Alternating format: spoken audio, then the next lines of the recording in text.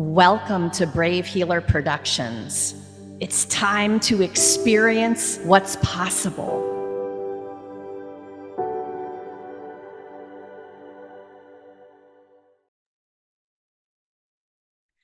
So, what if there's something you haven't learned yet that could change everything?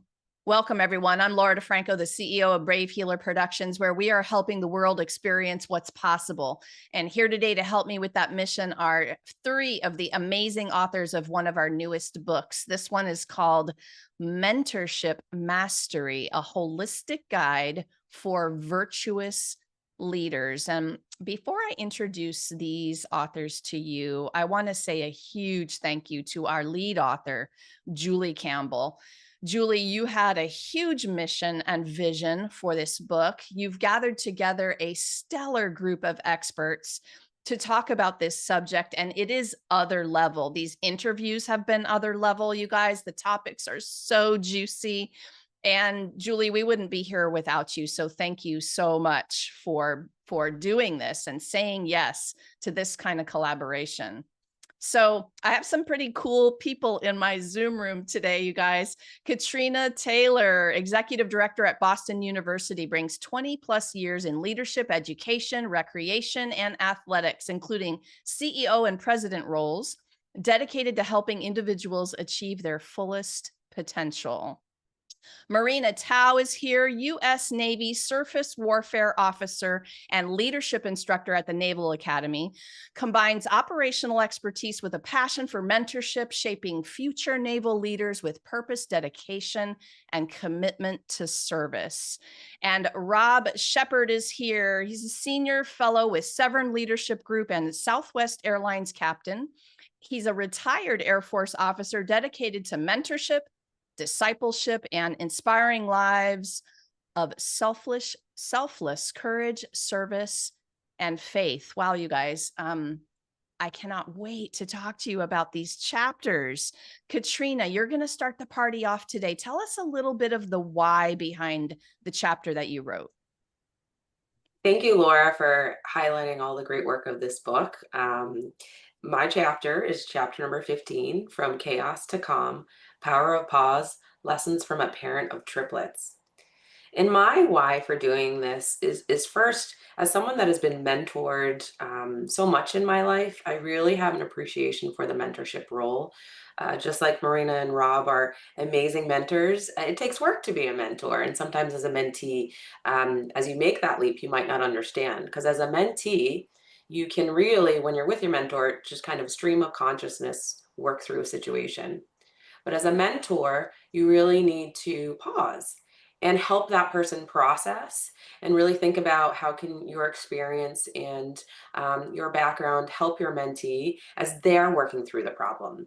And so as I was looking for an example in my own life about how that has, how I've been really challenged in learning how to step back and not be so reactive in a situation, because that's what your mentee is looking for. They're looking for someone that can really help them process. I looked to my own life, and I have triplets. I have 2-year-old triplets. And one of the most stressful times for me was out of all of it, physically, mentally, financially, the most stressful time as I look back was actually feeding 3 newborns at night by myself. I'm also a single parent by choice. And it was very, very stressful, and I could not be reactive. I could not just not plan, not really think about what was going on with my 3 little babies.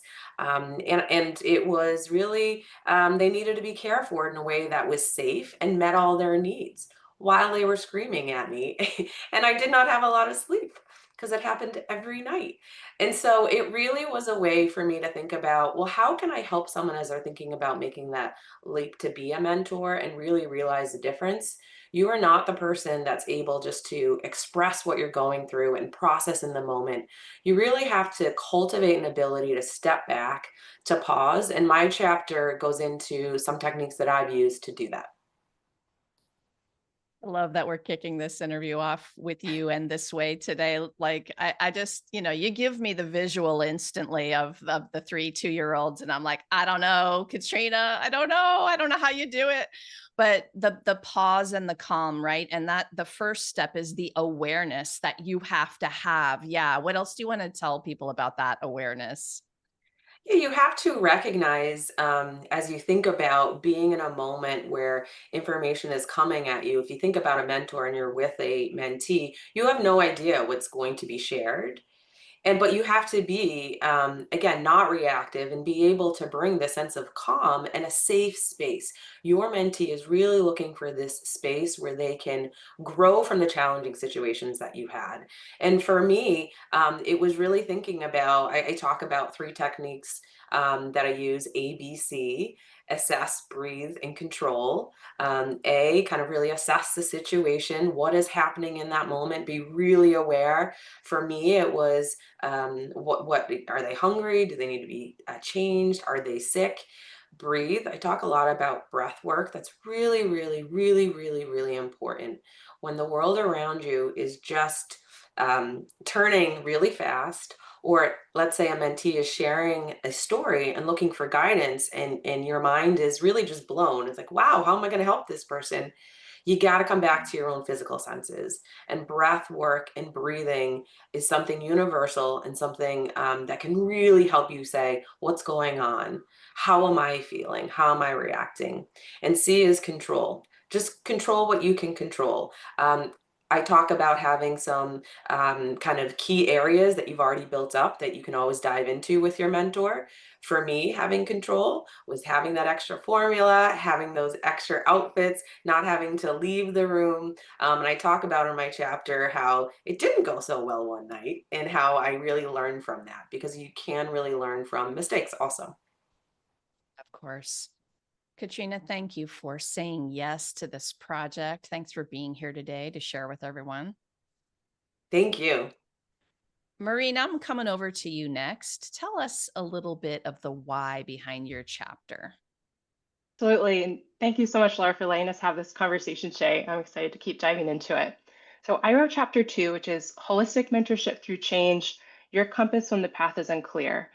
And my why for this chapter really emerged from a sense of wanting to assure people that change doesn't have to be scary. It doesn't have to be overwhelming, um, and you don't have to do it alone. And I use a personal example to kind of illustrate a recent major career change that I went through. And the fact is that change is intimidating, especially when it's big, especially when it is unexpected.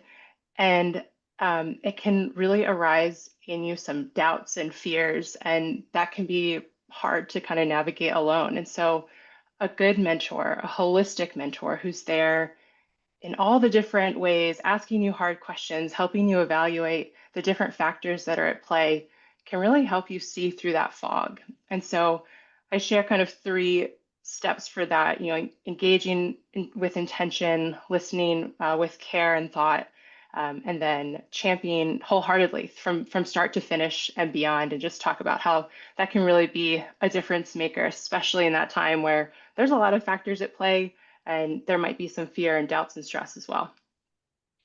Yeah, you're making me think of, you're sitting there doing your thing by yourself. You're so in it and so in your mind with all of the things. It having that person outside of it and going back to Katrina's, pause, be calm, take a breath, right? And then just being able to hear a different perspective can break you out of that. Oh, okay, there's options here. Don't you think change, like that slight discomfort zone, is where everything good happens anyway? Tell me more Yes, about how you think of that.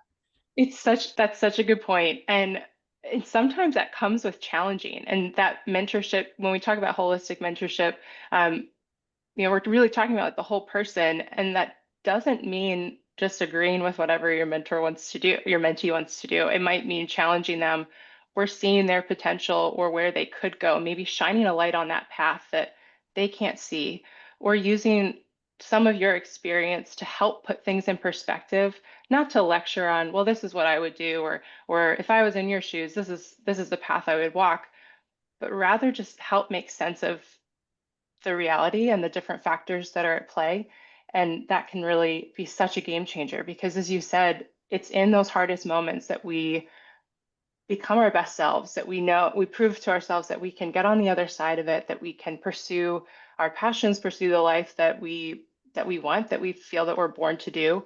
And having a mentor support you through that in all of the ways can just really have a lasting effect too, beyond just that change period itself. Yeah, there's such huge opportunity for living the life of your dreams, really. Like this, I always joke with people, like, this is big potato stuff, you guys. Like, Mm. and one small thing can really catapult you. I love the topic of this book so much for all of these reasons. You all are dropping these golden nuggets of awareness today, too, about it. So I thank you. Marina, thank you for saying yes to this and for being here today. Thanks. Rob, let's hear your why. Well, thank you, Laura. I really appreciate you phrasing it that way because my chapter, chapter 5, is called Your Why Matters. It's about fueling resilience through motivation. And like Katrina and Marina talked about, and you mentioned, life's full of challenges. And as I looked back at my life, I found all kinds of what I called problems at the time, things not going the way I thought they should. And I would let those be kind of roadblocks for me sometimes and not be able to get out of my own way. But I started embracing them a little bit and realizing, wait a minute, maybe they're pointing towards something a little bigger than I originally anticipated. I saw short-term goals. Maybe I wasn't looking long enough and thinking about how these challenges were really shaping me better for what I thought God may be preparing me for. And as then I dove into Simon Sinek's book, Start With Why, and it allowed me to really sort of form in my mind an idea of why am I doing all this stuff.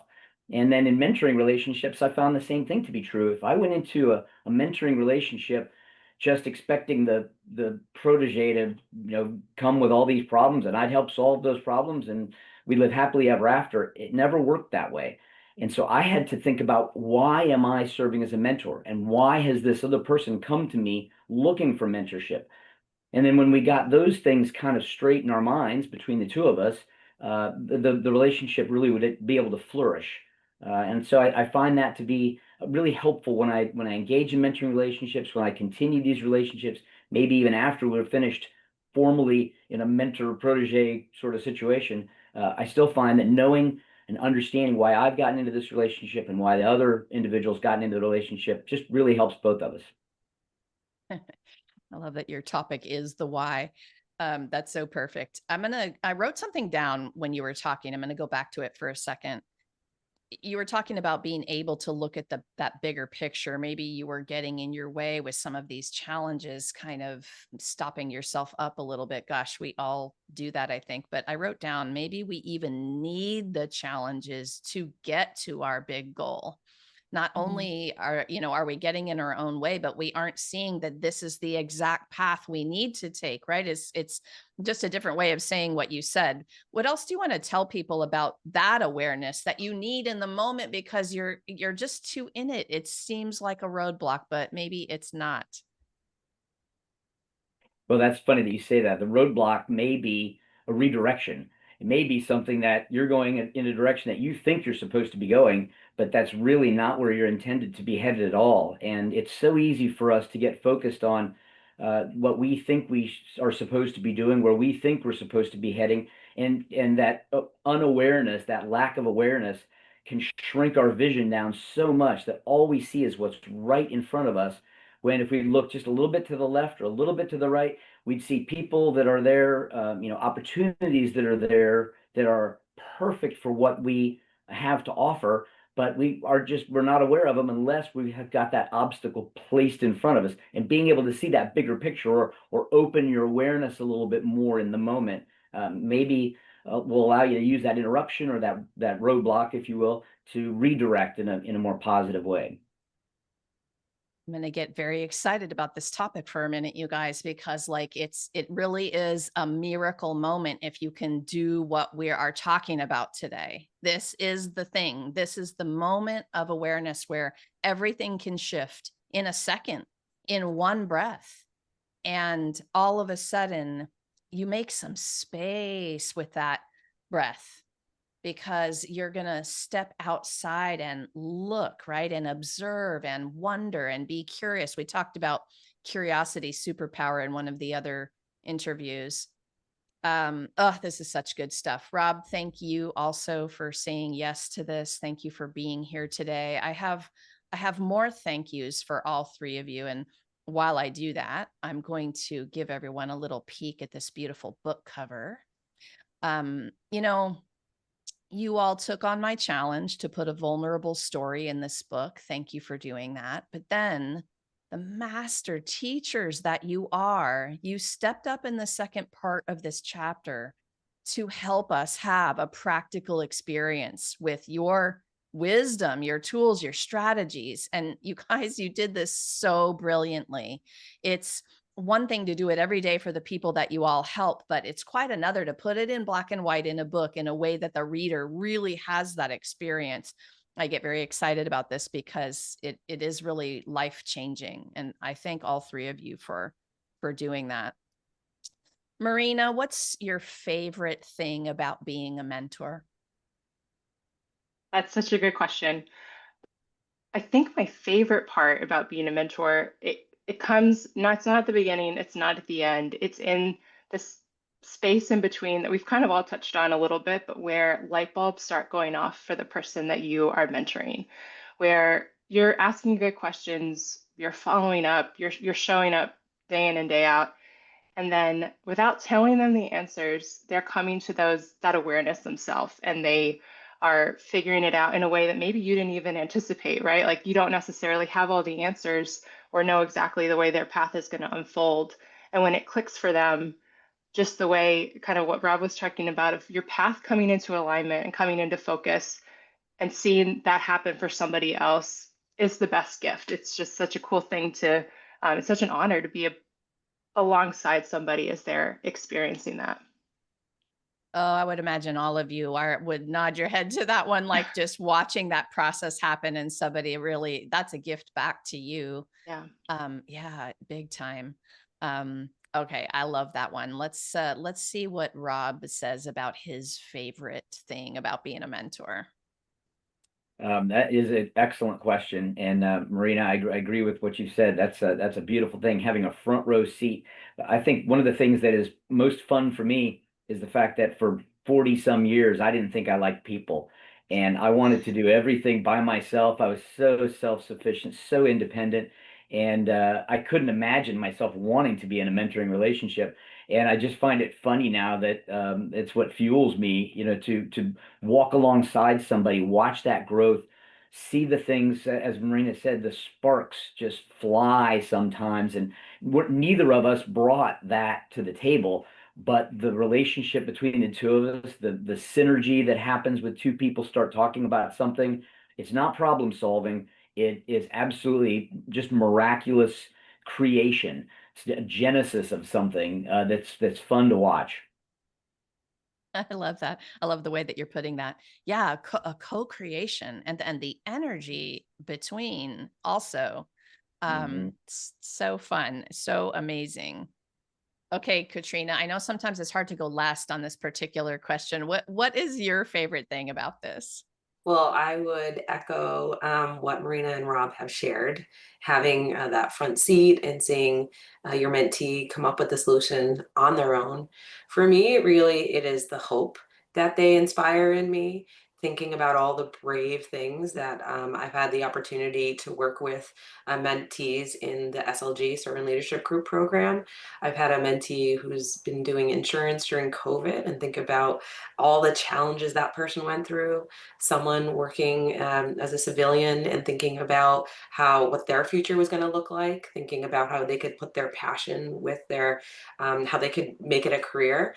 And I've had the opportunity to work with female officers on submarines that are actually helping integrate those submarines with females while also having to be officers. And it's just been awe-inspiring to think about these amazing people and what they're doing and the challenges they're up against. So a lot of times, which is why I talk about the power of the pause, I am just awe-inspired sometimes with these stories.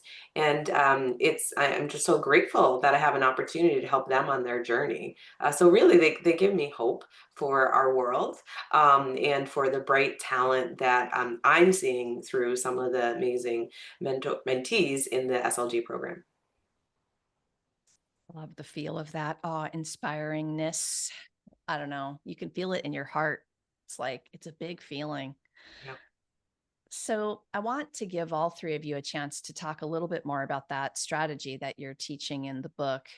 Rob, I'm going to start with you for this one. What's the most important thing you want people to know about fueling that resilience through motivation? I think the key to that is not assuming anything, getting past any assumptions you have about why you're doing this, what the outcome is supposed to be, and actually digging into those things, understanding the motivation that you have coming into the mentoring relationship. Why am I mentoring? Being very open with your protege. Why are you seeking me out? Were we put together in a formal situation? Did you see something that maybe I had in my background that you'd like to know something about? Why are you coming to me? And then meeting in the middle there so we both have a really good understanding together of what we're trying to accomplish. Again, not problem solving. That's not the point here. It's just why are we in this relationship and what are we trying to do in this relationship, and uncovering any assumptions that you might have, either of you might have, that would just get in the way. I've found in my life those are the worst things I have when I assume something's going to happen, and act on that. Then I'm probably going to be dealing with the wrong situation, not the situation that's really in front of me, but the situation that I would like to have in front of me because I can take care of that one, rather than maybe the little more messy one that is actually there, that I've got to deal with, and offers me the opportunities to really grow along with the folks that I mentor.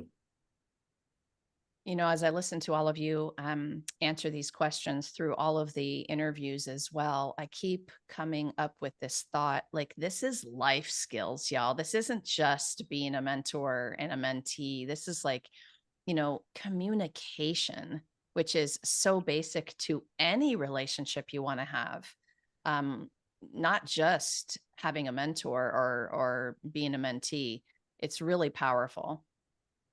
Katrina, I'm going to come to you next. What's the most important thing you want people to know about that power of the pause? A lot of times I've talked about the power of the pause helps you working with your mentee and for the betterment of the mentee. I also like to say that your confidence is built one pause at a time, because it gives you a time to just recenter, think about what's happening, and act with intentionality. And you should really trust yourself, embrace the unknown, and know that you're exactly where you're supposed to be for your mentee. You might not feel that reward right away. You might have some challenging conversations like Marina has talked about. They might not always get yes, yes, yes. And the conversation, you might even leave it, and you might say, "Wow, what happened there? Was that a good conversation? Was it not?" But just don't doubt yourself. Your mentee needs a space where they can process and grow and develop. And everything they talk about with you, they might, uh, they're helping decide their course of action. And they still might need another couple days to really reflect upon that, but you're helping them with that space. So you're not always going to get that immediate reward right at the end of the conversation. It takes time, but really, don't lose confidence, trust yourself, and know you're exactly where you need to be for your mentee. I love that. Perfect. You gave me a flash to something that is related. I think you guys will get this, but I was thinking about performance anxiety and confidence as you were talking about confidence. And I had a coach, a performance coach once say to me, let a line breathe, meaning pause, you know? And that stuck with me ever since he said that, because what it does also with the audience is makes them look up at you. It literally makes them pause and pay attention to what's happening.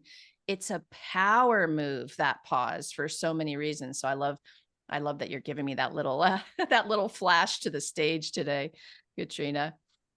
Okay, Marina, you're going to close us out today with yours. What's the most important thing you want people to know about that compass when the path is unclear? I think the number one thing I would love people to walk away with is that you are needed as a mentor, that people need your holistic mentorship, and don't be afraid to offer it and go into it bravely, kind of like Katrina's talking about. Have that confidence. But the fact is we all desire this human connection. We all have a need for that. And sometimes change can kind of pressurize the situation. So in my example that I kind of walk through in the book, I just made my mind up about this career change. I hadn't really talked to any of my mentors about it, a few of them, but I felt good about it. And when I went to talk to my boss, I was not seeking mentorship. I, in fact, was expecting pushback, and I was ready to kind of fight on it. And instead, what I received was support. I received some sincere mentorship and good questions. And what was most powerful is that these questions really helped me reevaluate my why for making this decision, relook at all of the factors, and ultimately reaffirm why I was making this change. So, although I felt like I have this all figured out myself, I don't need anybody else, I was so much better for it. And I realized that I did need that. And I was seeking it, but I was resisting it because I was afraid. I was afraid of conflict that could come. I was afraid that someone was going to tell me that I was making the wrong decision. And instead, it just helped me reevaluate and reaffirm what I was doing. But also, that could have gone in another direction.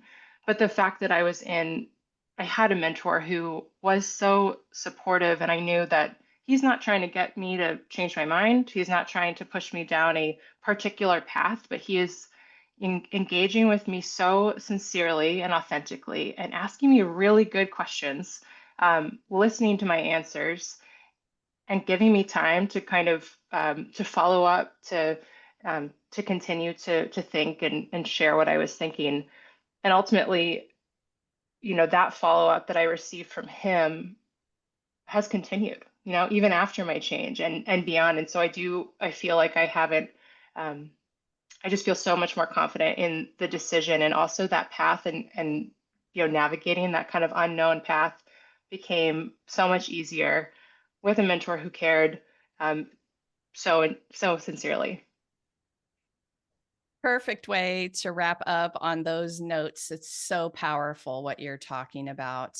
All of you, Marina, Rob, Katrina, thank you so much for what you do in the world and for being here today to share it with everyone. I hope you guys can feel this is way more than a book. This is a very generous community. I have all of our authors hooked up down below in the show notes with their links. You can reach out, ask a question, get some support, talk about mentorship. Maybe you heard something today that gave you the goosebumps, or you have a question on these juicy topics. So please go explore what our authors are up to. And of course, we would love for you to hop over to Amazon and grab a copy of this amazing book. The link is down below for you for that too. Lastly, everyone, remember, your words change the world when you're brave enough to share them. So it is time to be brave. See you next time, everyone.